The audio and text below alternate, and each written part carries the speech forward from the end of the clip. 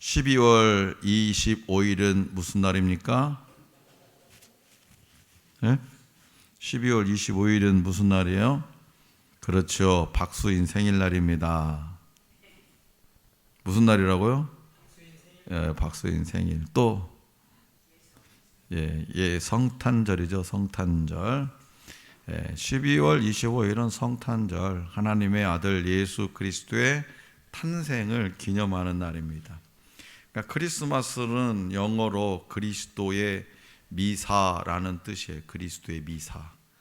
그리고 프랑스에서는 노엘, 이탈리아에서는 나탈레, 독일에서는 바이나흐텐이라고 합니다. 그러니까 크리스마스는 온 세상 모든 사람들을 위한 생명의 빛으로 오셔서 그를 믿는 자들에게 구주가 되시기 위하여 이 땅에 오신 하나님의 아들 예수 그리스도의 탄생을 기념하는 날 또는 절기입니다.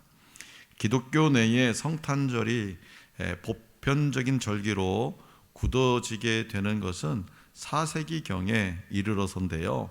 서방교회는 12월 25일을, 동방교회는 1월 6일을 예수님의 탄생일로 확정하고 성탄절로 지키게 됩니다. 왜 이렇게 됐을까요? 서방교회는 12월 25일, 동방교회는 1월 6일. 그렇죠?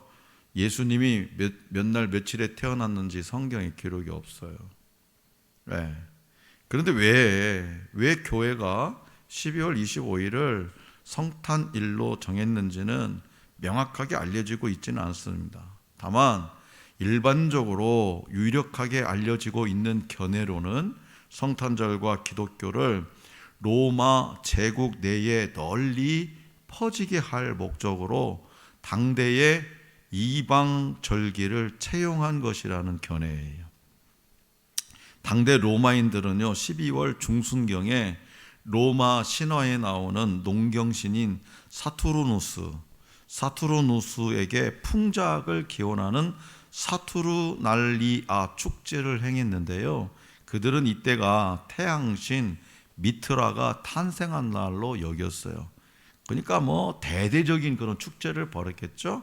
그래서 초대교회 기독교 지도자들은 이방인들에게 세상의 참빛으로 오신 예수 그리스도의 탄생일을 기념하는 성탄절을 지키게 함으로 그 이방 축제를 좀 무력화시키고 예수 그리스도의 탄생을 좀 돋보이게 하려는 그렇게 시도했다는 거죠. 그래서 AD 350년 당시 로마 주교 율리우 1세가 그때까지 로마 사람들의 축제일이었던 12월 25일을 성탄절로 정한 것이 오늘날까지 이어졌다는 것이 일반적인 견해입니다. 그래서 어떤 사람들은 오늘 이 개혁교회가 성탄절을 절기로 정하고 지키는 것이 옳으냐 그르냐를 막 따지는 거죠.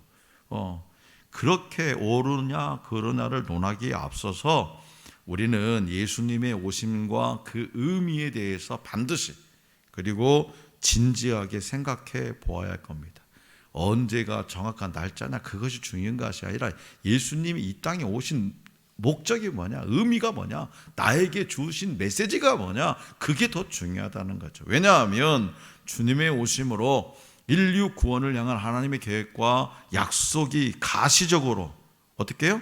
눈에 보이게 가시적으로 성취되었고, 그분의 죽으심으로 죄로 오염된 내 옛사람이 죽었고, 그분의 부활로 오늘 저와 여러분들이 내가 살아났기 때문이에요. 해마다 성탄절 행사를 준비하고 치르면서 이게 우리가 종종 잊거나 소홀하게 쉬운 것이 바로 주님의 오심에 관한 깊은 성찰이니.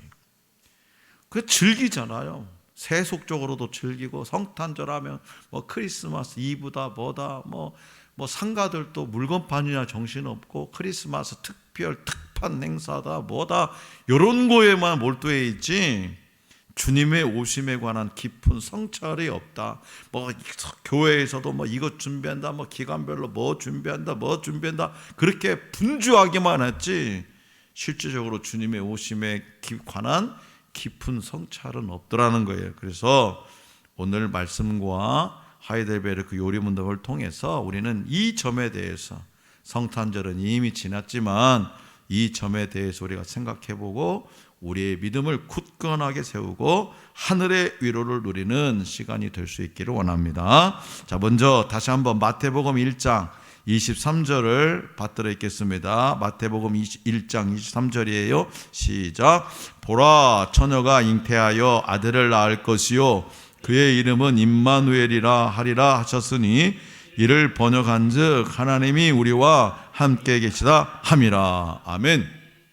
이 말씀은요, 천사가 요셉에게 마리아의 태중에 있는 아기가 누구인지 알리면서 구약성경 이사야 7장 14절 말씀을 그대로 인용함으로써 이것이 마리아의 잉태된 예수 그리스도를 통해, 이 말씀이 마리아의 태에 잉태된 예수 그리스도를 통해 그 말씀이 성취되었음을 선언하고 있는 장면이에요.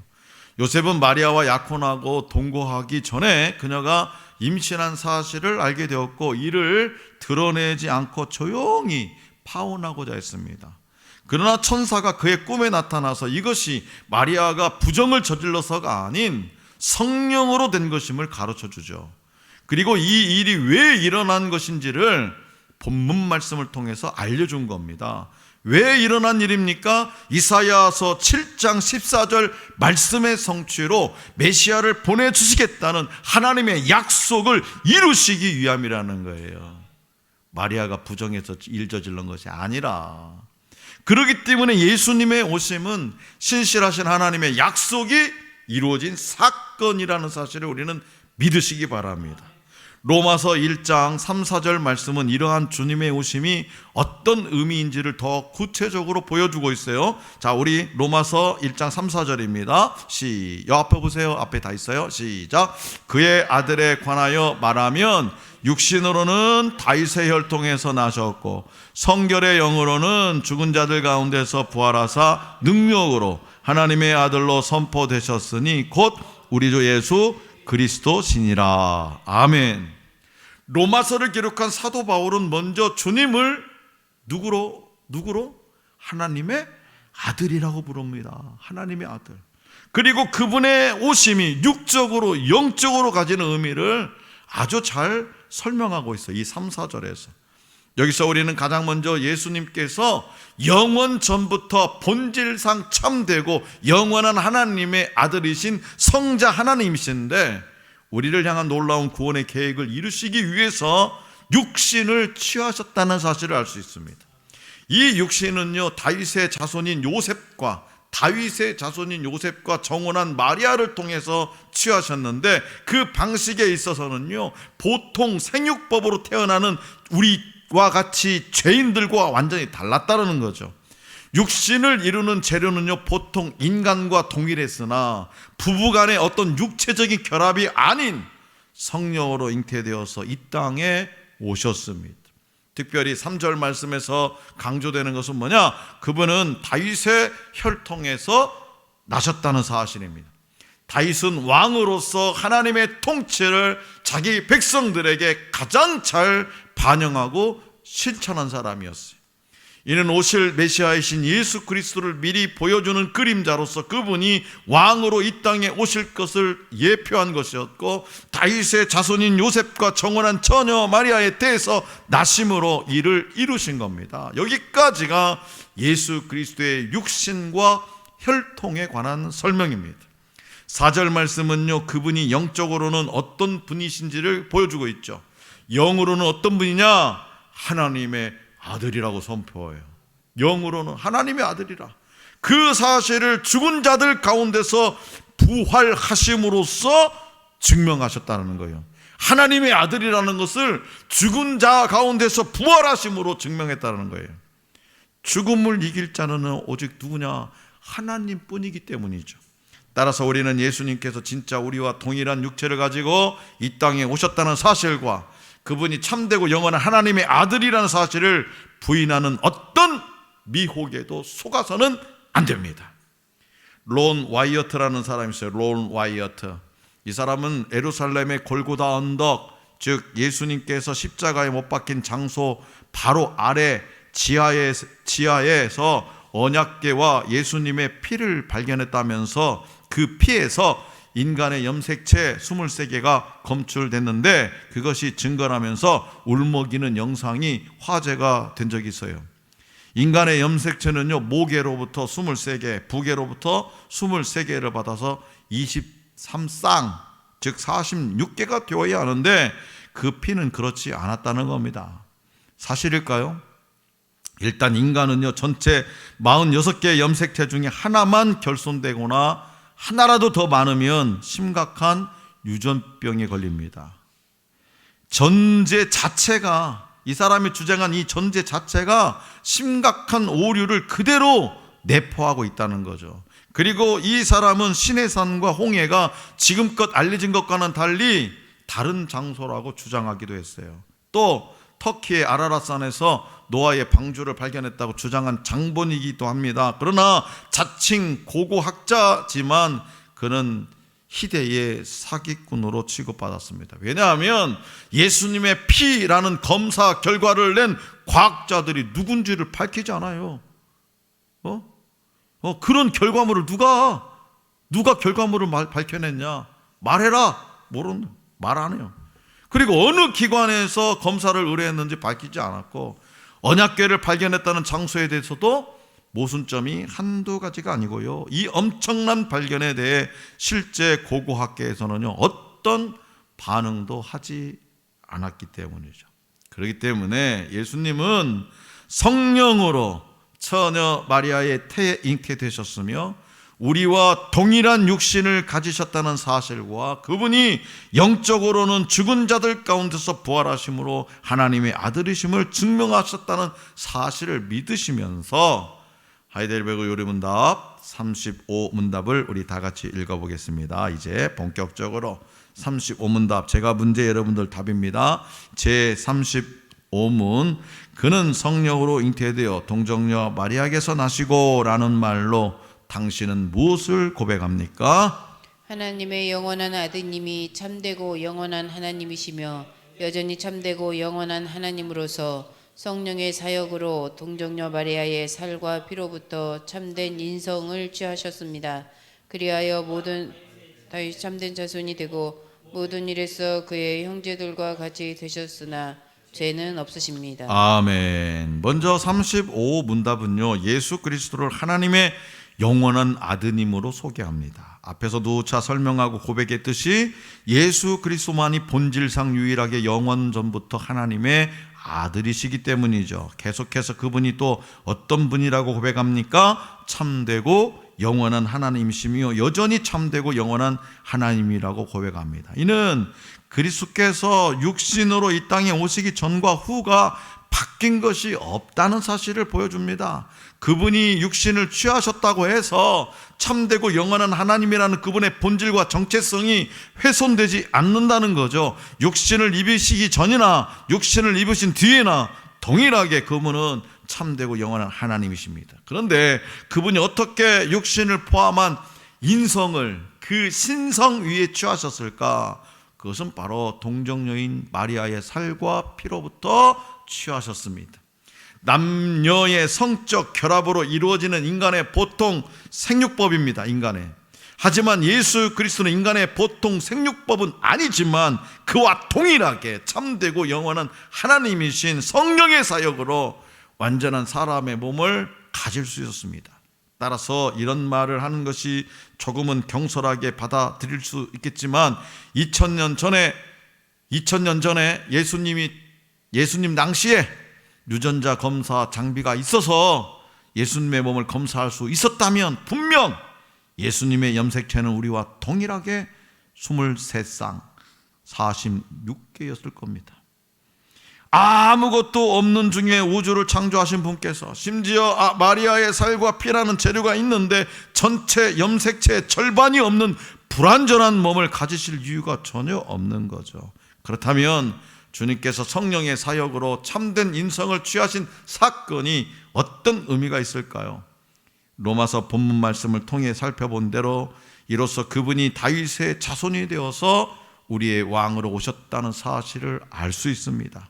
또한 모든 일에 있어서 그의 형제들과 동일하게 먹고 마시고 잠을 자는 생활을 하시고 죄의 유혹까지 다 받으셨으나 죄를 짓지 않으심으로 우리의 중보자의 자격을 갖추셨다는 사실을 우리는 확인할 수 있죠. 다시 말해서 그리스도께서 우리를 위해 이 땅에 오셔서 우리와 동일한 몸을 가지시고 우리와 동일하게 인간의 희노애락을 다 겪으셨으며 죄의 유혹까지도 다 받으셨습니다. 그래서 우리의 연약함을 다 알고 헤아리시고 공감하시고 함께 오셨으며 죄는 짓지 않으셨으므로 우리를 대신해서 하나님의 준엄한 심판을 그 한 몸에 다 짊어지실 중보자가 되셨음을 믿으시고 그 믿음 가운데 오는 위로를 항상 누리며 살아가시기 바랍니다.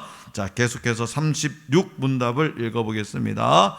제 36문, 그리스도의 거룩한 잉태와 탄생은 당신에게 어떤 유익을 줍니까?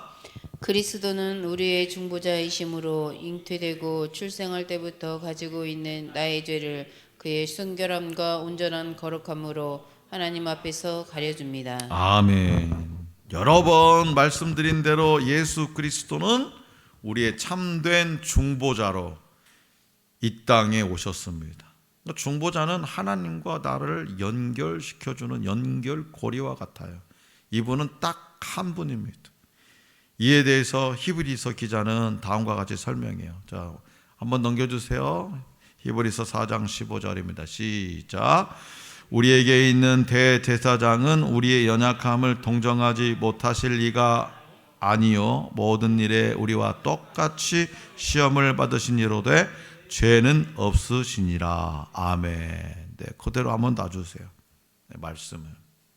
주님께서는요 대제사장으로서 하나님과 우리 사이에 서서 우리를 변호하시되 자기 자신을 희생 제물로 대신 내어주시고 우리가 무죄, 우리 하니까 나하고는 관계없는 것 같은데 나의 박현규의 무죄 판결을 받도록 하나님 앞에서 우리 죄를, 나의 죄를 가려주신다는 거예요.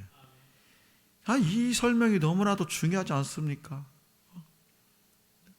우리가 눈꽃만한 죄가 있더라도 어떻게 됩니까? 회개하지 않으면 지옥 가는 거잖아요. 그런데 뭐예요? 주님께서 대제사장이 되셔서 우리와 하나님 사이에 떡하니 서셔서 누구를 변호해 줘요? 나를 변호해 준다는 거예요. 나를. 세상에서도요 재판받을 때 변호사 한 명 이렇게 변호 맡기려면요 최하가 330만 원은 내야 돼요. 330만 원. 그래도요 그 재판에서 100% 이긴다? 보장이 없어요.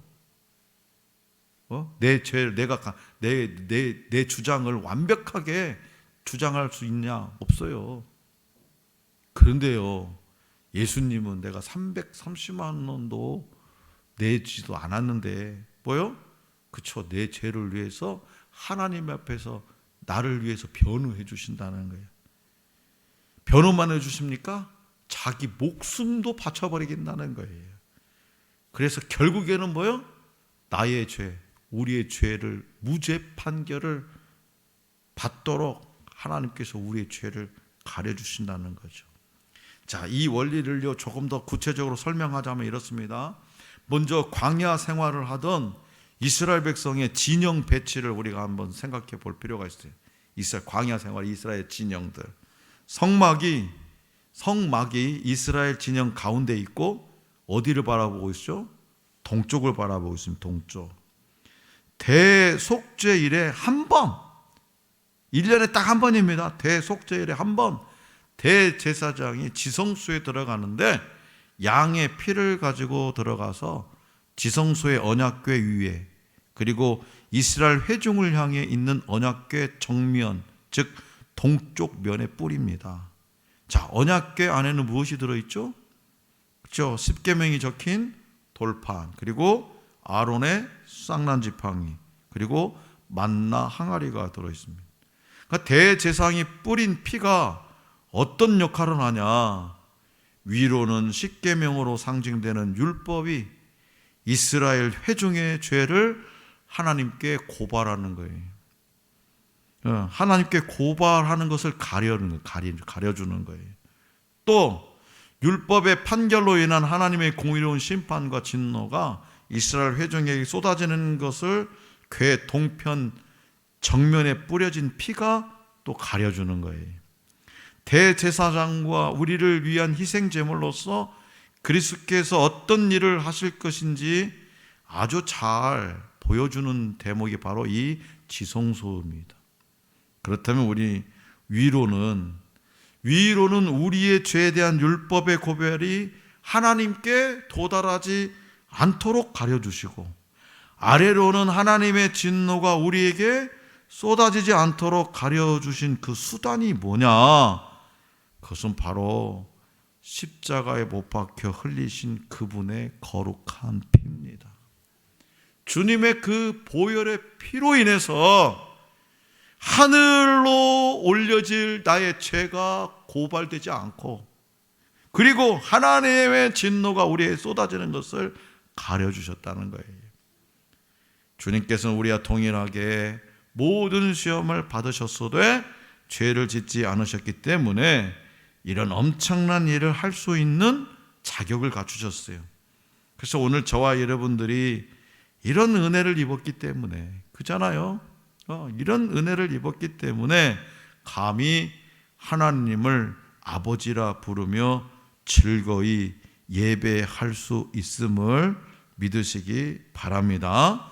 자, 사랑하는 성도 여러분, 오늘은요, 그는 성령으로 잉태되어 동정녀 마리아에게서 나시고 라는 사도신경의 조항을 살펴보았습니다. 영원한 하나님의 아들이신 우리 주님께서 우리를 위해 육신을 입고 이 땅에 오셨고, 우리를 위해 모든 멸시와 천대를 당하셨고, 우리를 위해 십자가에 못 박혀 죽으셨습니다. 그 십자가의 죽으심으로 우리를 위한 중보자와 대제사장과 희생 제물의 일을 감당하셨다는 사실을 늘 마음으로 믿고 입술로 고백하는 저와 여러분이 될 수 있기를 원합니다. 예수 그리스도가 전해준 위로와 소망 가운데 모든 고난을 이기고 믿음을 지켜서 승리하고 주님을 닮아 성령의 아름다운 열매를 맺으면서 하나님께 영광 돌리는 삶을 살아가는 저와 여러분들이 될 수 있기를 간절히 기원합니다.